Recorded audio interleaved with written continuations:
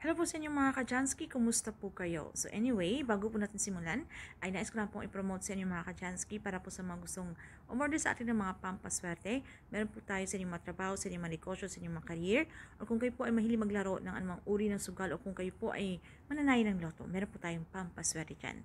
So para po sa mga interesado, ay mag-PM lamang po kayo sa. Alam niyo ba mga ka-Jansky na meron tayong mga hayop or mga insekto na kailangan tayo ay maging aware na hindi po natin sila basta-basta pinapatay, okay? Kahit na ito man po ay pinandidiriyahan natin dahil iba po yung kanilang mga itsura, di ba? Na ito po yung minsan tayo nakakatakot, ito po yung nakakatakot na akala natin ay baka tayo po ay makapagbigay sa atin ng pinsala, okay? Pero dapat iwasan natin, okay? Wag na lang natin patayin, iwasan na lang po natin. So, isa rin yan mga ka-Jansky, dapat yung iwasan patayin ay yung ladybug, okay? Dahil ito po ay, kung ginawa nyo po ito na pinatay nyo po sila, so ito po ay magbibigay sa inyo ng kamalasan, bad luck, okay?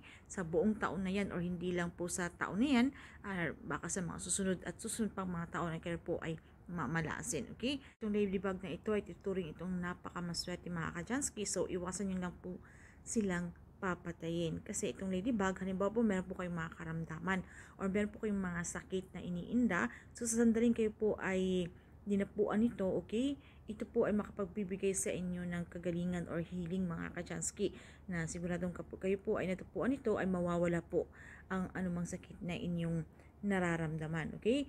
So, ito rin po ay kapag gusto niyo rin pong siswertehin at wala po kayo nakikita dito sa inyong mga garden or wala po kayo nakikita nito na pumasok sa inyong kabahayan, pwede din po kayong mag-display ng mga palamuti ng mga ladybug na yan, okay? Ng mga figurine na yan. So, ilagay niyo po siya sa loob ng inyong mga pamamahay upang pumasok po ang swerte sa inyo, okay? Or pwede naman po yung mga kayo po ay mag-drawing at inyo pong ilagay sa inyong mga dingding, isabit nyo po siya sa inyong mga dingding. At pwede din nyo pong i-display sa inyong mga wall spot area ng inyong pamamahay, okay? Sa inyong wall spot area na kung saan, kung hindi nyo po alam, ito po ay nasa southeast sector ng inyong pamamahay, okay? Para mas lalo pang makaakit ng mga good energy or positive energy na yan. Yung pangalawa dyan mga ka-Jansky ay yung ating palaka, okay? Sa sandaling ito po ay pumasok sa ating pamamahay, so alam natin talagang minsan na talagang pinandidirihan natin itong palaka, di ba? So, kapag kayo po ay nakakita nito, ay maging kalmado lang po at huwag niyo po itong paalisin, okay? Huwag niyo po itong sipain at lalong-lalo na po ay huwag niyo po itong papatayin mga ka-Jansky, okay? Dahil ito, isa rin po ito na sinasabing magkakaroon ka ng kamalasan or ito po kasi isang bad omen, okay? Ayon sa mga pamahiin o mga superstitious belief na ito pong isang palaka ay pumasok po sa inyong kabahayan. Ito po ay magbibigay sa inyo ng swerte, okay? Na ibig sabihin ito na sa susunod na mga araw ay magkakaroon po kayo ng mga good news o magandang balitang inyong matatanggap or mga windfall, mga swerte hindi nyo po inaasahan.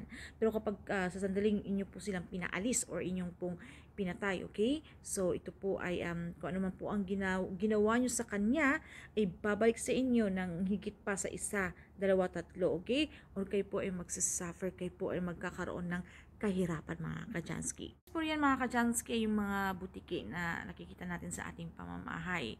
So, hayaan nyo lang sila doon mga ka-Jansky na gumapang-gapang dyan, okay, sa ating mga dingding, sa ating mga kisame.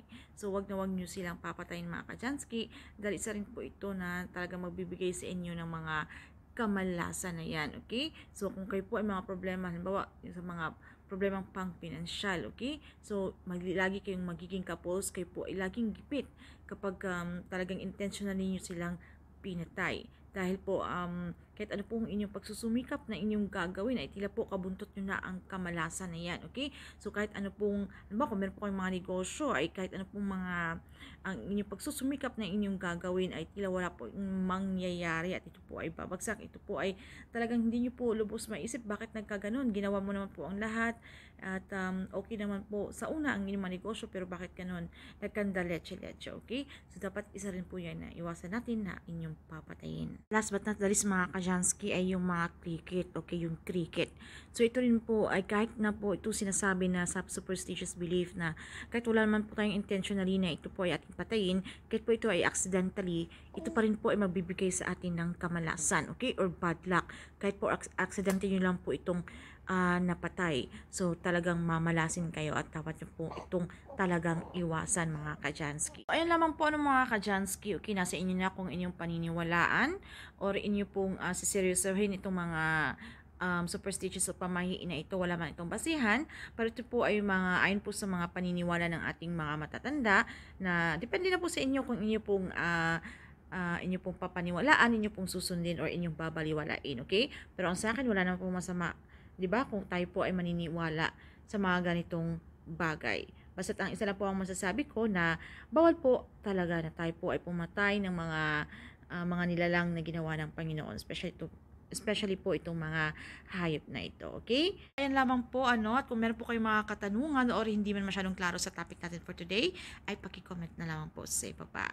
So, bago po tayo paalam, ay shoutout ko lamang po yung si Ma'am Lizelle Gallego at yung si Kabilaw family, okay? At lagi po silang nanonood dito sa ating channel. So, goodbye po sa inyo at maraming salamat. Bye!